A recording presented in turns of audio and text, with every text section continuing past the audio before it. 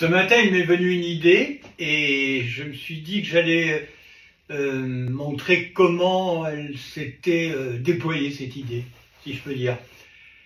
Donc j'étais en train de déjeuner et j'ai la chance d'avoir une grande fenêtre qui donne sur le jardin, le parc, et derrière la rivière qui est en face de nous, il y a un manoir avec plein de fenêtres, plein de portes. Ce manoir, il est pratiquement vide toute l'année. C'est un milliardaire qui le possède, il ne vient que l'été.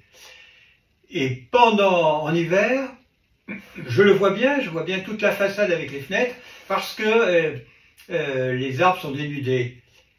Et donc je regardais comme ça, je rêvassais, et le soleil se levait, le jour se levait, et un beau soleil éclatant.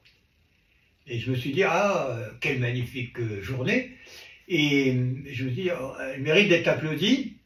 Et il m'est venu l'idée de dire, et si à la façade, aux fenêtres de ce manoir, il y avait plein de gens partout qui applaudissent, qui s'émerveillent en voyant le lever du soleil, du jour, et qui l'applaudissent. Un émerveillement, quoi.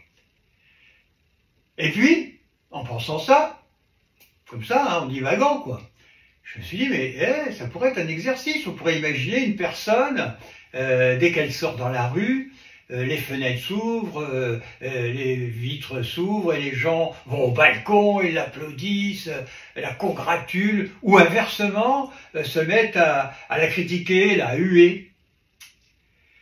Vous voyez? Et donc, ça fait un exercice. On dit, mais pourquoi on l'applaudit? Et elle ne comprend pas non plus, cette personne, pourquoi elle est huée ou applaudie. Elle n'ose plus sortir. Et voilà l'exercice. Après, il s'agira pour les gens auxquels on proposera cet exercice de raconter pourquoi elle vit une chose pareille, cette personne.